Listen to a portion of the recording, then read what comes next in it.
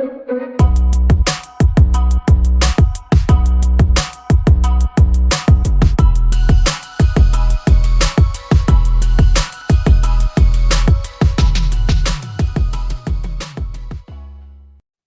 hello. I love singing at the beginning of these. Welcome to the Wed Pro podcast. Hi, welcome. How are you? Very, very, very well. How are you? All right. Very tired. Need the sun to come back into our lives. Need the sunshine to not put the heating on anymore. Yeah. Need to be gone. To just have a little bit of winter sun. Hey, maybe I will need to book a holiday or something to look forward to for a little bit later in the year. But I am not here for short days. I don't like it. I was not born for it. No, I do not like it. Although I was born in January. Yeah, it's nearly your birthday. Whenever this goes out, it's either been my birthday or it's nearly my birthday, or maybe it's even on my birthday. Hey, pre-rec. So if you don't know now, you do. This is a pre-record. Today we're going to be talking through all the marketing tactics that you can be looking out for and how to get ahead of the game in 2023. Yes. So that you're able to optimize your marketing strategy for the year ahead and really, be that one step ahead, really. Things change, don't they? Things change all the time. So we're giving you our marketing predictions and the trends to look out for and what marketing tactics are really going to see you through this next 12 months. I'm going to get you ahead of the game. But before that, anyway, as I was just saying, I just want to share with you all about my tiny pen that I've got in front of me. Oh, your tiny pen? It's like 2 inches long. Who creates a pen like that? I'm stressed about this pen. I can't find another one. So where does it come from? It is, I'm going to have a shout out now, Pathway Care Residential. It's in Nottingham. So it's come from the husband. I'd imagine so, but what? Who? I mean, it's maybe it's for a child. What, from a care home? Who knows? But anyway, yeah, the end. So if you hear me huffing and puffing and whatever, it's because of this silly baby pen. Oh my word. Hey, you're here, we're here, we showed up. It might be a crazy one today, but we're going to get through it. Yeah. I think we did this last year, didn't we? But we did it inside of our community, and probably as well, just going to put it out there that we'll probably do a live inside of our community. So if you're somebody that just wants to catch up on what we're going to talk about, or would prefer to have kind of a recap, keep your eyes peeled for that. We'll be inside of the group doing that. I think it's just good because then you get that like two-way interaction. People can ask questions and we can see kind of what people are kind of feeling about the ideas that we're going to spin around today. Speak to you in real time. So yes, I'm up for this. I am for this. So if you are not already inside of our group, make sure you are. It is the Wedding Business Hub on Facebook. Show notes below anyway. Oh, you're going to link it. She loves the link, doesn't she? She's always I write that down with Look, it makes it easy for everyone to be able to access these things. So group link in show notes is what I've wrote down. So we've got 4 kind of things to keep your eye on over 2023. So not anything too heavy. It's definitely manageable and definitely good to know this really quite early on so that you can start to make those changes. I think especially now, typically it's a little bit quieter for us. And now's the time to kind of get your head around this stuff. And if anything that kind of needs changing, or, you haven't been happy with the results that you've got, or that you need to kind of stay relevant and move with the times a little bit, put your efforts into these places. That's what we wanted to do this podcast today for, wasn't it? Exactly that, to give you a head start before, everybody else knows about these things. I don't know what's wrong with me today. I don't know. Are you in a funny? I'm in a funk and you're in a funny. I'm in a right funk. I'm not your funk because I'm in a funny. Yeah, because I can't. Just before this, I was like, I'm in a right mood, and then I've come on and moaned about the weather. But hey, we're here. We're here for it. We're gonna do it. So do you want to take number 1? let's go for number one. So this is something that I think everyone else at some point has rolled their eyes at. And we're talking about SEO. Sorry to say it, guys, but it's never been more important. And I think in the next kind of year, you really need to up your game. Not just SEO for your website. We're talking about SEO for all of your social media platforms that you're on and all of your, well, whatever outlet you are on. You're going to want to kind of be upping the SEO on those platforms. I'm talking about optimizing your profile, getting the keywords in there, really get to grips with it in this next coming year. I think we knew that this one would come in because Instagram started to introduce like searchable content via kind of news that they were going to allow you to search for content via the caption. So we started to see a trend switch go from short captions to longer captions, and then it was about getting your keywords in there. Hashtags obviously have always been an opportunity for you to put keywords into your content, but this has been particular for Facebook as well, and that age old, should we use hashtags on Facebook? Yeah. What is evident is that keywords are going to be really important. So your keywords are those kind of terminology, what your ideal client is searching for.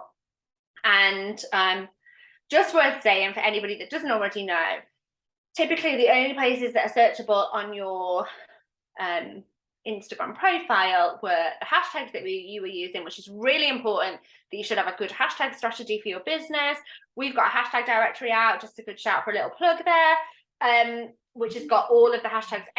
Every year we redo that with all of the hashtags that you want to be keeping an eye on over the next 12 months. So every year we come out with a new one.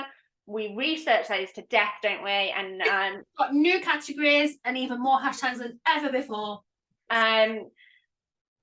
But yeah, that was the opportunity to put your keywords in, and then we got the opportunity to put keywords in our bio, in the name area of your bio as well, which was searchable. So we were constantly telling people, you want to put your keywords in there, you want to know who you are, what you do, where you're from, like who you serve in your keywords in the bio as well.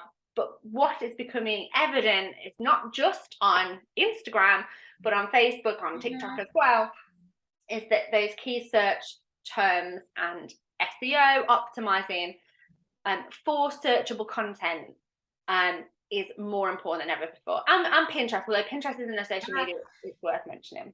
Think more like Pinterest, think more like a Pinterest strategy, a Google strategy, in terms of getting that content in there and those keywords in there. Just think about tweaking that content, think about tweaking that caption to include some of your keywords, and then getting the keywords into your hashtags as well. My prediction is kind of moving forward with this is, and you can kind of see it happening already, the other social media platforms are going to follow suit, aren't they? And it's going to kind of filter through to every single platform. So we just want to let you know, get your head of the game. I think the thing to think about here as well is the way that the algorithms work. So if you are putting out good content that is keyworded, and that goes into your strategy for 2023, especially if you're not already somebody that's confident on Instagram or confident on the social media platforms, and your content doesn't reach as many people as you want it to, or it doesn't resonate with as many people as you want it to, you really need to strip it back and start thinking about your content pillars and your keywords and who you are. Like, what is the function of your social media? What are you trying to do? Are you building a brand? Are you wanting to get bookings? What is the direction? What is the purpose? And what you will find that will happen is that once you start to put the keywords into your bio, into your captions, into your hashtags, littered nicely. We don't want to keyword spam, exactly like on SEO, exactly like on Google. It needs to be natural and in the flow of conversation. So we don't want to look like a robot. No, we don't want those kind of keyword spamming. That's a no-go. And if the algorithms haven't already picked up on that by now, like that will come. We want it to be done in a way, like Instagram wants to be helpful to people, social media wants to be helpful to people, and more people are using social media for search. Like I do it, I've been doing it for years. So I always tell the story of when I moved into my new house, and still I do this. So if I'm looking for decor ideas, or if I'm looking for even outfit ideas, or Christmas was recently, like food ideas or anything like that, I don't go to Google. I actually go to Pinterest or Instagram, and I search through there. And now that we've got shopping attached to that as well, it's even easier for me to just find things and buy things without having to go through Google. And this is what's a real good tick in the box for independent businesses. Like, we're not fighting that. Like, now on Google, like if I was searching for, I don't know, a desk or something like that on Google, like the big companies would come up. Like, I've not used a very good example. I'm trying to think of Oak furniture. Yeah, like no veneer in here. Yeah, big businesses would come up. Whereas on Instagram, on Pinterest, it's more of you like independent businesses. And this is good news for independent businesses. This is good news. But the way that the algorithm works is that you get your keywords right, and then people start to engage with your content, which they will if you're getting your keywords right, because you are appealing to those people. So you need to have good content matched with a good strategy. So the strategy is going to include, you know, everything that I talked about. What am I on social media for? What are my goals here? What keywords do I want to use? Who am I attracting? Who's my ideal client? Where are they hanging out? What times are they posting? You get all of that right, and it will start to snowball and do it for you. So the people who are interacting with your content already, Instagram and the other social media platforms, TikTok, Pinterest, all of them have a newsfeed element. Will then push more of that content to people. So then it won't matter as much to be including them, because we've said this for a long time, haven't we? We've said for a long time about what the algorithm is. I think it's like scares people, but the top and bottom of it is, if you are providing content that is relevant and they want to see, it will get looked at. It will get pushed out. Yeah, to more people that fit that profile, so more people that fit that demographic as well. So it becomes easier. So SEO, this is something that everybody just goes, and like puts their heads in their hands about. But it's time to start thinking about an SEO strategy that includes your social media. It's not just for website, it includes your social media. For me, this doesn't seem as scary. Whereas if we were looking at this from a website point of view, and this is something that we're going to be working on over the next few weeks, is our website and everything in that, I would be really overwhelmed at that task. But this actually, and it's much for like, really, isn't it? They're quite similar. Yeah. So am I thinking, and have I got this right? You know a little bit more about SEO than me. So oh god, here we go. A tiny bit more. So if we're all more doing the SEO for the social media, is that going to pull through to kind of rankings? Is that how this works? Because the bots will scan and go, oh, is that all connected? Let me make sure I've got your question right. So any content that's on social media is rankable anyway, and that will come up on Google quite often before your actual website, because obviously these social media platforms get quite a lot of hits a day. But any content that you should put out there should have a purpose anyway. So any of the content that you're putting out, like we bash on about call to actions, what is the next thing that you want people to do? And is that to drive traffic to your website, or is that to drive traffic to some place for them to book? Most people will be listening to this thinking, yes, I want to drive traffic to my website. So yeah, like everything helps. Like you can go into your Google Analytics. We've got that set up. We can see everywhere where our traffic comes from. So we can see how many people have come through from Facebook, how many people have found us organically. So organically would be that they've searched for one of our keywords in Google and they have come through to our website. So that tells us, well, that keyword's working. People are searching for that. They're coming through. So if you don't have Google Analytics set up, it's really easy to do, and it's free, and it just provides you with that really good information. If you're at home thinking, oh my gosh, like I don't know what keywords to use, there are loads of keyword websites that will help you, and a lot of them that will look at the keywords of similar websites of yours, or websites that are in your niche, and give you keyword examples. So if you're listening thinking, I've got no idea like what keywords to use, I remember when we were doing some website work at the beginning of the year, I kind of just like brain mashed about 50 down, and I was like, these are what I think my keywords are, and then passed them over to the people we were working with. But there are lots of websites that are able to help you.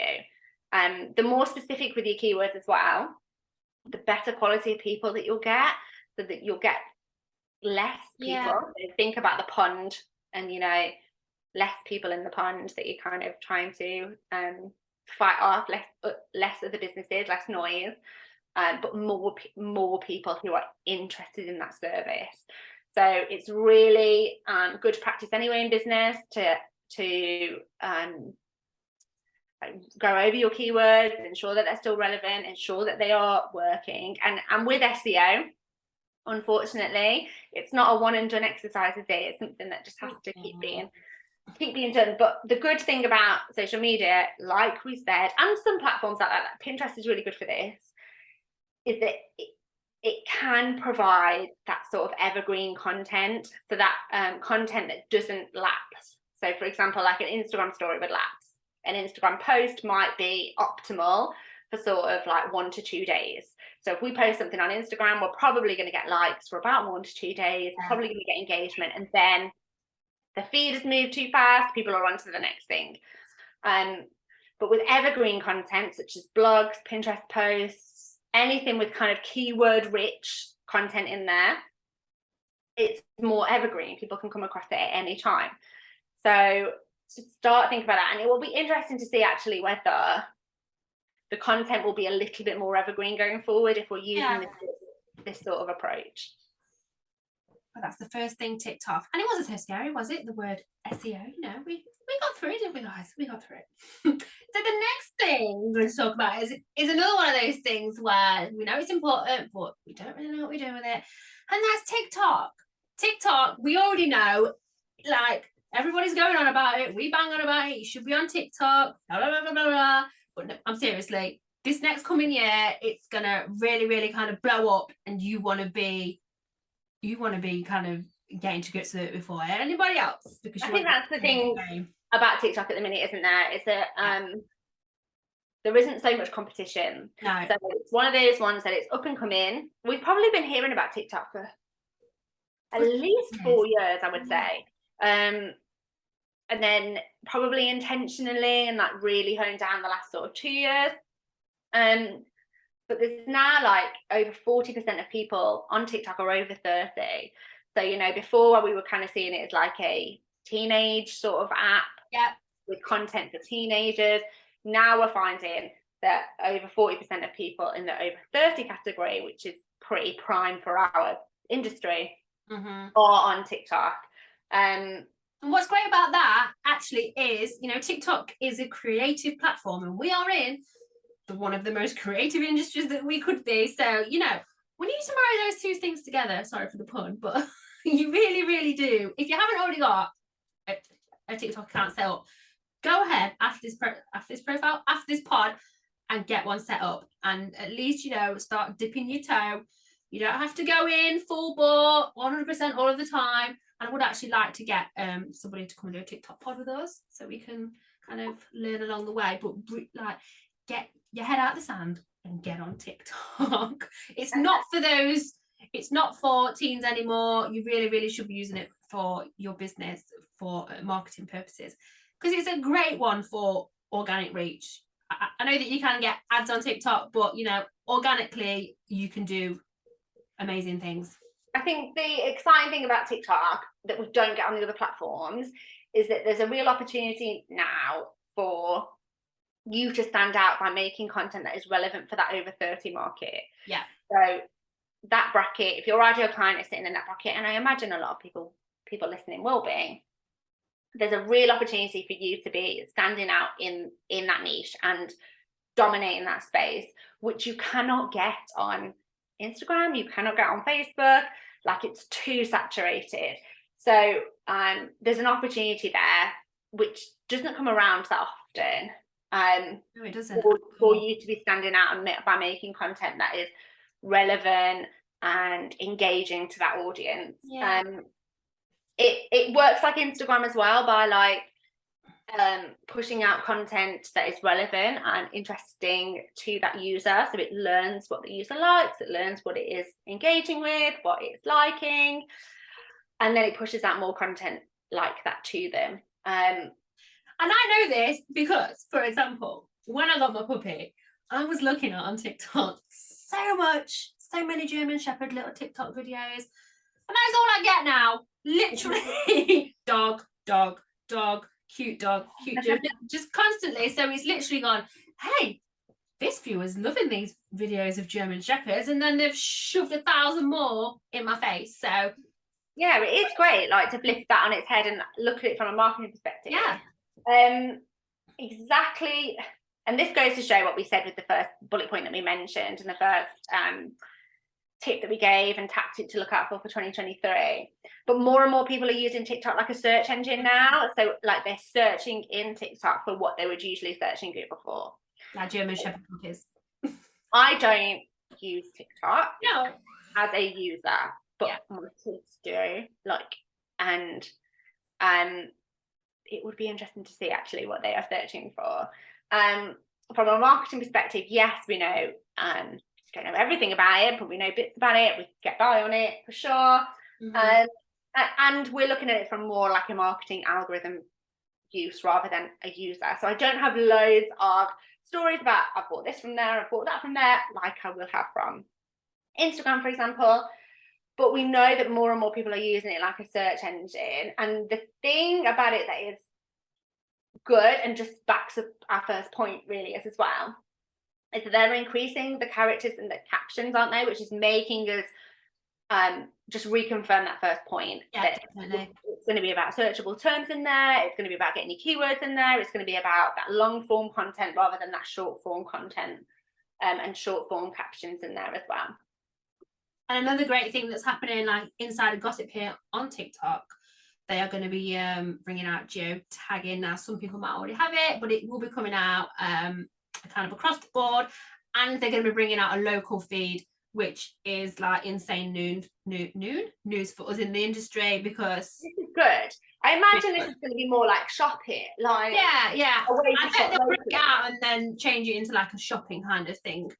Yeah, I would have thought so. Let's keep an eye on that. But like a local feed would be great. I can imagine being able to be like all local wedding businesses to like a couple, or I'm thinking of it like a user myself, like I can get this here and that here and this here and like whatever it is that I need. Whatever it is that you are looking for, but great for couples that are getting married, who are looking for local wedding businesses, suppliers, venues. I'm like, yes. It'll be great actually, because what'll be good is obviously there's a process of people getting married whereby it's like venue tick, photographer tick, what else do I need to arrange to get married here? And the great thing will be, like you've just said about like venue. So imagine then your venue comes up and you're able to look at the local feed for your venue and then find actually suppliers that are close to that venue or have worked at that venue before. It's just by creating content on TikTok, you'll be able to get in on that. So when that is launched and when that goes live, your businesses are already ahead of the game. So if you don't have a TikTok strategy already, or you're looking to kind of get on TikTok, give it a try, give it a play. And one last thing about TikTok, actually, how you were saying about Instagram posts, you know, have a couple of days of kind of shelf life. With Instagram, with TikTok, you're looking at 2 to 3 weeks of where you can still be gaining engagement on the content that you put out. That's good. That's exciting. Yeah, like that is one of the most like bugbeary things about social media, isn't it? Yeah. Like being on the constant content train and having to create content. You know, you can always repurpose. I know, like when we say, gosh, you know, another social media platform, more work, etc. You can totally repurpose. You can repurpose. Just don't, if you're gonna reshare onto Instagram or vice versa, just make sure that the dimensions are right, that the you're removing any watermarks or anything like that, just because it will not be pushed out. They're very clever, and if your content isn't made to like correct dimensions, it just will flop. It will just not work, and it will dilute your brand as well, because it just doesn't look right. No. Okay, Instagram. Let's talk about our favorite subject. The thing that we always bang on about is like consistency of content, don't we? Like, you need to be consistent on the gram, but with social media across the board. But actually, what we're going to talk about a little bit today is like the quality of your content over the quantity, because you can chuck content out left, right, and flipping center without any sort of purpose, and then be like, oh, right, what was the point in that? I've got no engagement. I've got nothing. But so get clever with your content is what I'm telling you guys.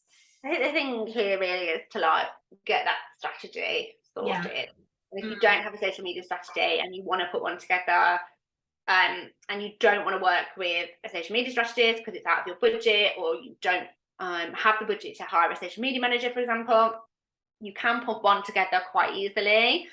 You can either go online and like look at the free resources on there, go and learn about it, learn about content pillars, learn about what your audience wants, and write one yourself. You can do that. Or the other thing you can do is if you get our social media planner, you're able to create a strategy through the social media planner. So our social media planner has points in it where we are pointing to you towards creating a rounded strategy for all your social media that goes out. And you can do that for like 3 or 4 platforms, can't you? You can, and I'm going to say it. I'm going to put the planner link. I'm going to put the planner link in the show notes. Please. I'm writing that one down. So that's 3 links that's going in here. In the show notes. Show notes. But no, our planner flies off the shelf. Like, people love it, raving about it. So go and check it out. It's about that quality content, and then also reels as well. So like TikTok's the same. It's a video platform. We've just talked about the relevance of TikTok. We've talked about why that is going to only get bigger and bigger in 2023 and what's going on with that as well. Now, video content was massive in 2022. So if you're somebody that doesn't have a video strategy in terms of their marketing strategy yet, it's just as simple as, you know, creating a bit of a video at the end of a wedding or at the end of a setup or whatever it is, a before and after. Biggest tip would be don't overthink it. Just like get your camera out and video. It doesn't have to be a piece to camera, like talking to camera. It doesn't have to include live videos. It doesn't have to include, you know, interviewing other suppliers or, you know, walking around venues and doing venue tours or anything like majorly professional whatsoever. You just need to have some sort of video element. It can even be, you know, we all see these fancy reels with transitions and, you know, somebody's stamping on the floor and then all of a sudden there's like a swirl and they change clothes. I don't do any of those. Like, I haven't got the time to be like doing that, to be honest. I haven't got 2 hours to put into a reel that, you know, may or may not flop. Like, you don't know until you put them out. So it's about simplifying that as much as possible, you know, using some decent music, making sure that your images are crisp, making sure that they're relevant, using a lengthy caption. We talked about captions already, getting those keywords in there, using appropriate hashtags. All of this is strategy. So if you are somebody that is flying by the seat of your pants, that is just posting and thinking, I need to put something out on social media, I'll just post that'll do. It's not going to hold up. Like, it's not going to hold up, and you will have a much more consistent flow of bookings if you put in a strategy, and much more consistent social media as well. If you put in a strategy that speaks to your ideal client, that nurtures that client from, you know, knowing nothing about your business to like receiving value from you, to then engaging more with your content, to then, you know, subscribing to your content because you produce good content, to then, you know, becoming an inquiry and then going on to being a booking. And that's what we want. We want a strategy that takes the client through those stages. And at the end of the day, you are creating content because you are wanting to get seen. So you need to make sure that content is of decent quality, or it's just, you're wasting your time. And we don't reflecting your work as well. Exactly, yeah. And I think the other thing to just mention here as well is that Instagram are paying creators now for their content. So they're paying creators to create reels. I mean, I would love it if Instagram are listening and they want to pay us. That'd be great. I don't think it's coming for small businesses. Just going to say, like, it's going to be for the ones with hundreds of thousands of followers and stuff like that. influential account. It just goes to show that they are placing a lot of traction behind video, a lot of traction around reels. So it's time to get intentional about it and like to have a separate reel strategy in terms of, you know, even if you just share one a week. Like I think if it's not here already for some accounts, it will be coming this year at some point. The ability to schedule reels will be coming, which will be a game changer actually, because what I've been doing is that I'll film it and I'll save it on my phone, or I'll film it and save it in the like saved reel section, write out the caption, and then I will post it like when I want it to go out. But the thing that happens with that quite a lot is that it will glitch, or I'll lose the sound, or I'll lose the video. I've heard you so many times, like I've done this reel and it's bloody gone, bloody disappeared. And it's just frustrating, like you pour time into that and then it's glitched and done this, it's done that. So that will be good. Like if they could hurry up and get on with that, that would be great, because then we could just batch our reels, do a few. Like if you're somebody that hasn't tried this before, like one a week. I need to get more intentional with our reels this year. Like I went through a period of doing quite a lot, probably 2-3 a week, and then as we've got busier and busier, it's tailed off. And like anything, the more consistent you are, the more like the better your engagement will become. And make sure as well on reels on this subject that if you are speaking, that you put the captions on, please. I think the thing, on all video, we do that on our stories, all video. I think the thing as well, and this is probably actually why like I paused the reels a little bit, because we wanted to test out whether if we actually did more carousels, whether we would see a significant dip.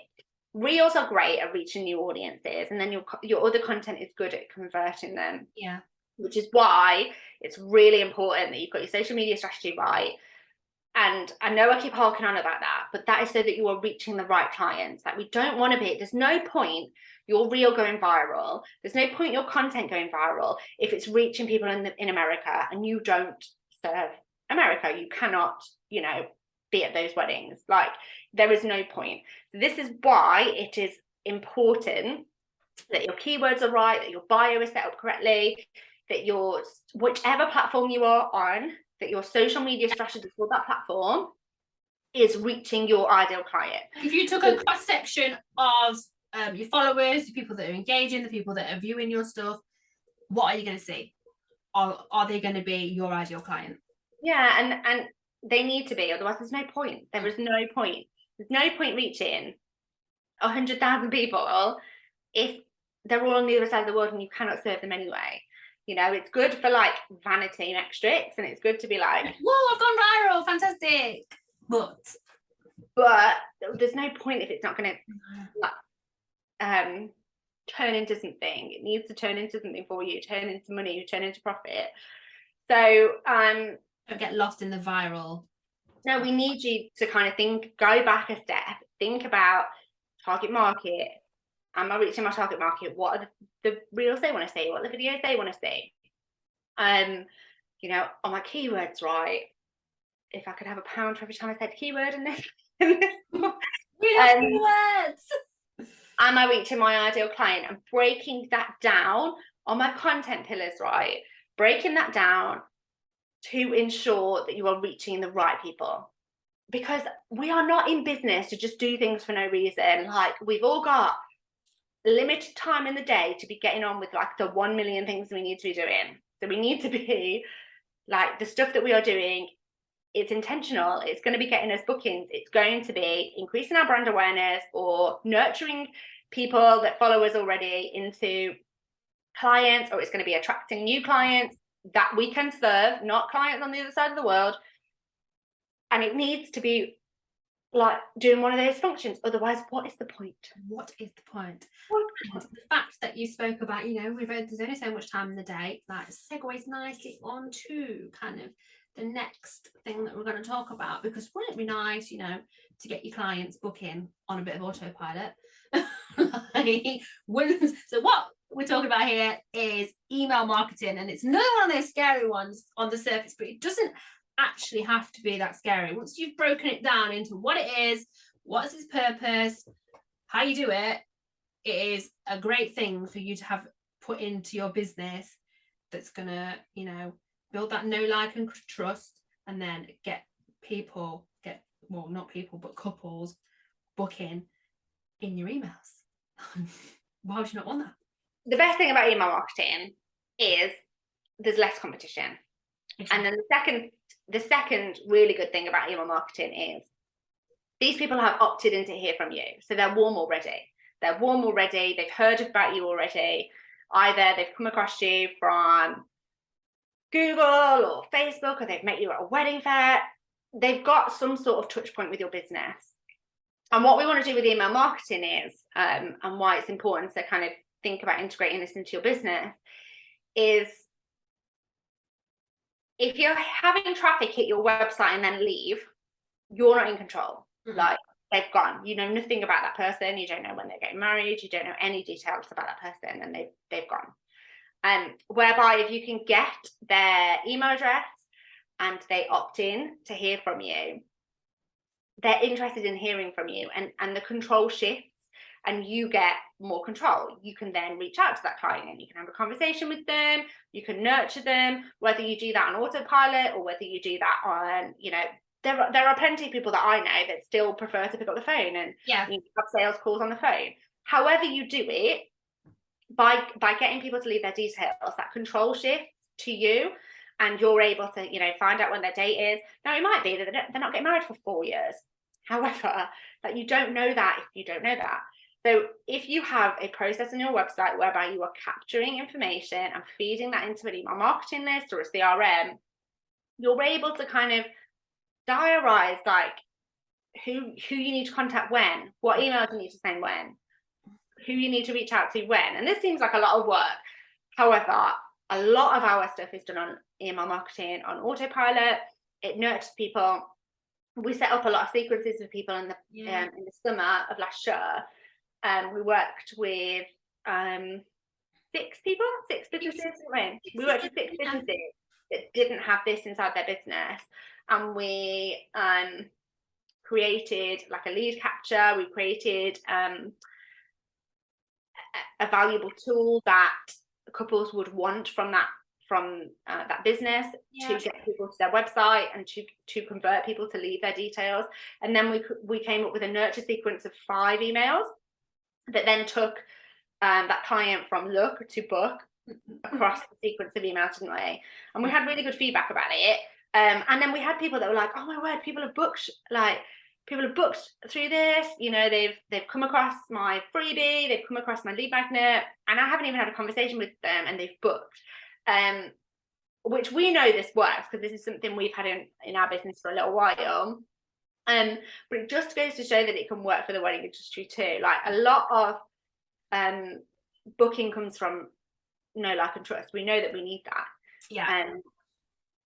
And the good thing about email marketing and having a really solid nurture email sequence is that can be being done on autopilot. Who doesn't want that? Like, and what's really good about stuff like this is once it's set up and once you've got that that kind of opt-in and you've got that freebie that they're going to receive once they've filled out the form and signed up, you can take that to a wedding fair. A dead easy way of capture people's details that way.